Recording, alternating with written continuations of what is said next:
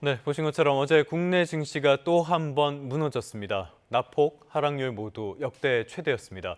조만간 반등할 것이라는 전망도 나오지만 문제는 이른바 B2에 나선 개인 투자자들입니다. 반대 매매, 강제 청산에 대한 공포가 퍼져나가고 있습니다. 이정환 한양대학교 경제금융대학 교수와 함께 알아보도록 하겠습니다. 교수님 어서 오십시오. 전날은 7%, 어제는 12%, 코스피의 낙폭이 어제는 무서울 정도로 빠지던데요. 일단은 이 상황부터 한번 짚어보도록 하겠습니다. 이게 너무 과도하게 빠진 겁니까? 아니면 지금까지 너무 가파르게 올랐던 겁니까? 사실 이제 가파르게 올랐다는 평가는 일단 맞는 것 같고요. 저희가 이제 코스피 5천하고 6천 사이의 간격이 너무 좁지 않았느냐라는 이야기는 나오고 있습니다. 그러니까 예. 이제 계속적으로 지속적으로 얘기하는 게 이제 우리가 가격 상승의 여력은 있지만 주가 상승의 폭이 좀 빠르지 않느냐. 네. 주가 상승이 이렇게 빠르면은 언젠가는 기관 투자자들이 수익 실현할 것이라는 얘기들은 뭐 지속적으로 여러 전문가들이 하신 이야기들이라 결국은 이런 것들이 외부 충격이 왔을 때 수익 실현 욕구로 확보가 되고 이 수익 실현 요구가 확보된다는 건 기관 투자자들이 빠르게 많이 팔면서 결국은 이게 주가를 많이 낮추는 이런 경향을 보이고 있다라고 보시면 될 것 같습니다. 사실 올해 초만 해도 5천을 언제 달성할 것인가가 그렇죠. 관심사였는데 이 한 달 사이에 5천을 달성하고 그 다음 한 달 사이에 또 6천까지 달성하다 보니까 주가가 좀 빨리 올랐다. 이런 빨리 오른 경향들 때문에 아무래도 이 수익 실현 욕구 역시 굉장히 강할 수밖에 없는 이런 상황들이다. 네. 이런 말씀을 드려야 될 것 같습니다. 알겠습니다. 이런 상황, 최근 어제의 낙폭은 역대 최대폭, 지난 2001년에 있었던 9.11 테러 때보다도 더 강하게 빠졌거든요. 이런 것들이 급한 오름세랑 맞물려서 조정을 받았다라고 볼 수가 있겠는데요. 자, 이 시점에서 걱정이 되는 거는 역시 개인 투자자들입니다. 개인들의 신용융자 규모가 32조 원이나 된다고 해요. 신용융자 규모가 이 정도라는 건 무슨 뜻입니까? 신용융자라는 것은 결국 흔히 말해서 증권사에서 빌려서 주식을 산 규모가 이 정도 된다라고 말씀드릴 수 있겠습니다. 예. 결국 주식도 일종의 담보물로서 역할을 할 수가 있기 때문에 내가 일정 주식을 사면은 내 일정 이 주식을 가지고 자산으로서 담보를 잡힐 수가 있고 이 자산으로 담보를 잡힐 수가 있기 때문에 흔히 말해서 이제 증권사들에서 이걸 빌려줄 수 있다라는 이런 말씀을 드려야 될 것 같고요. 네. 결국은 우리가 담보물이라는 게 생기면은 담보물을 잡고 늘 돈 빌릴 수가 있는데 이걸 은행에 가서 빌리는 것이 아니라 증권사에서 빌린다라고 보시면 될 것 같습니다.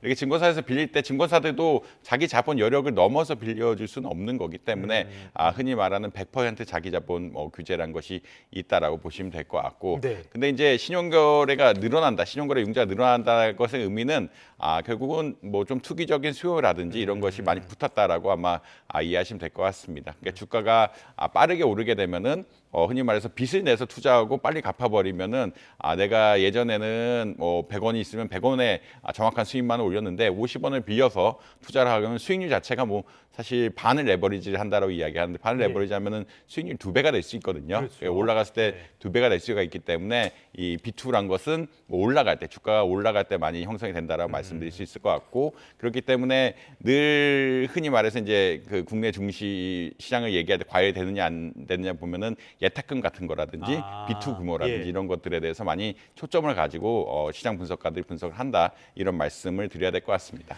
자, 그런데 여기서부터 이제 우려점이 생겨요. 저희가 방송을 하거나 많은 주식 투자 전문가들이 비투는 하지 말아라라고 말씀을 드리는 게 바로 이런 부분이 아닐까 싶은데요. 최근에 개인 투자자들 상당수가 이 비투에 나선 분들이 마진콜을 받았다라는 소식이 전해지고 있어요. 마진콜이라는 게 뭡니까?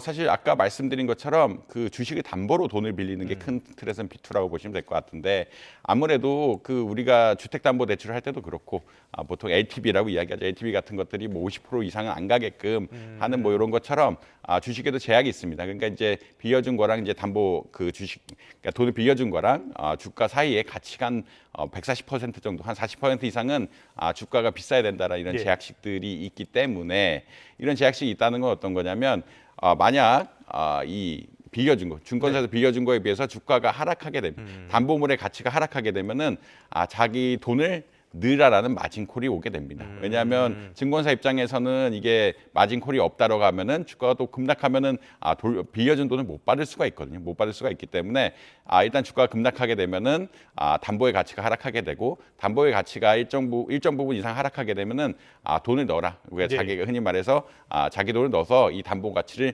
복원시켜라라는 이런 이야기들이 나오게 됩니다. 이렇게 복원이 되게 되면은 사실 괜찮은데 이게 복원이 안 되고 흔히 말해서 마진콜이 났을 때 적절한 규모의 증거금을 내지 못한다라고 이야기하면은 그때는 흔히 말하는 반대 매매가 일어나게 된다. 그러니까 이제 증권사에서 임의로 주식을 팔아서 빌려준 부분들을 어떻게 보면은 가져간다라고 아마 이해하시면 될 것 같습니다. 알겠습니다. 조금 정리를 해보자면요. 담보 가치인 주가가 하락하면은 증거금, 그러니까 돈을 더 내놔라라고 증권사 같은 곳에서 하는 것이 마진콜이다. 이 마진콜은 하루 정도 여유가 있다고 들었는데요. 그럼 어제 받았다면은 오늘까지는 돈을 넣어야 되는 겁니까? 아무래도 이제 그 주가란 것이 장중에도 변동폭이 굉장히 크기 때문에 종가 기준으로 마진콜이 나온다로 일반적으로는 종가 기준으로 마진콜이 나온다라고 보시면 될 것 같고요. 전날 종가를 봤을 때 흔히 말하는 담보 비율이 유지가 안 된다 그러면 뭐 보통 오전까지 돈을 입금하라는 이야기들이 나옵니다. 그렇게 오전까지 돈을 입금하지 못하면 뭐 12시 보통 부근에 이제 증권사들이 파는 현상들이 생긴다라고 아마 이해하실 수 있고요. 증권사들이 아무래도 자기가 빌려준 돈을 받아야 되기 때문에 강제로 빌려준 흔히 말해서 신용 거래를 통해서 산 주식을 팔게 된다. 이런 현상들이 바뀌면서 이런 현상들이 일어나게 되면서 이제 반대 매매가 생긴다라고 보시면 될 것 같습니다. 반대 매매가 생기게 되면은 결국 주가가 좀 싼 가격에 팔리게 되기 때문에 주식 시장에 또 안 좋은 흐름이 될 수 있다. 이런 말씀도 덧붙여야 될 것 같습니다. 알겠습니다. 그 반대 매매 같은 경우에는 증권사들이 보통은 하한가로 주문을 해서 빨리 처분을 해버리잖아요. 이렇게 강제로 매매를 하기 때문에 주식시장에 또 다른 압박이 된다는 이야기까지 들어봤는데요. 만약에 오늘 오전에 주가가 오른다. 이런 것들은 영향을 미치지 않습니까? 왜냐하면 반대 매매라는 것은 보통 종가 기준으로 하기 때문에 그러니까 왜냐하면 결국은 주가가 장중에도 어제 뭐 하나시스템이라는 이런 주식들 거의 뭐 40% 이상 변하니까 올라간 거랑 내려간 걸 하면은 한 40% 이상 변했는데 그런 것처럼 장중에도 주가가 많이 변할 수가 있기 때문에 보통 전날 종가 기준으로 한다. 그렇지 않으면 이제 기준 포인트가 흔들릴 수밖에 없어가지고 이 기준 포인트가 흔들리면은 돈을 얼마 내야 되는지 장중에 얼마 내야 되는지 이런 것들이 문제가 되기 때문에 보통 전날 종가 기준으로 한다라고 보시면 될 것 같고 오늘 좀 오른다고 할지라도 이제 전날 종가 기준으로 형성된 것이기 때문에 아무래도 이제 그 흔히 말하는 납입금, 그러니까 증거금 같은 것에는 납입할 필요성이 있다라는 말씀은 드려야 될 것 같습니다. 그러니까 어제 반대 마진콜을 받았다면 오늘 주가의 흐름과는 관계없이 돈을 채워 넣어야 되는 의무가 생긴다라고 보면 되겠고요. 앞서 교수님이 언급해 주신 것처럼 이런 것들, 이렇게 매물이 시장에 쏟아져 나오면 이게 또 시장의 하방 압력, 그러니까 떨어질 압력으로 작용을 하게 되거든요. 그렇다면 앞으로의 주가 흐름 어떻게 전망해 봐야 될까요? 시나리오라고 하면은 V자형으로 반등 강하게 하거나 L자형으로 지지부진하게 가거나 추가 폭락을 하거나 이런 가능성들이 있을 텐데 어떻게 보십니까?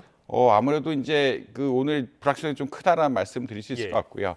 긍정적인 뉴스는 미국이라든지 유럽 증시가 동반 상승함으로써 결국은 이제 좀 주가가 그러니까 내려갈 만큼 내려간 것이 아니냐. 그러니까 국제 글로벌 상황 자체가 이제 주가의 하락이 온 거니까 결국은 어떻게 보면은 그 밑에 바운드가 온 것이 아니냐라는 이야기 드릴 수 있을 것 같고요. 그렇기 때문에 뭐 주가 상승한다는 기대 역시 좀 형성이 돼 있다는 말씀 역시 드려야 될 것 같습니다.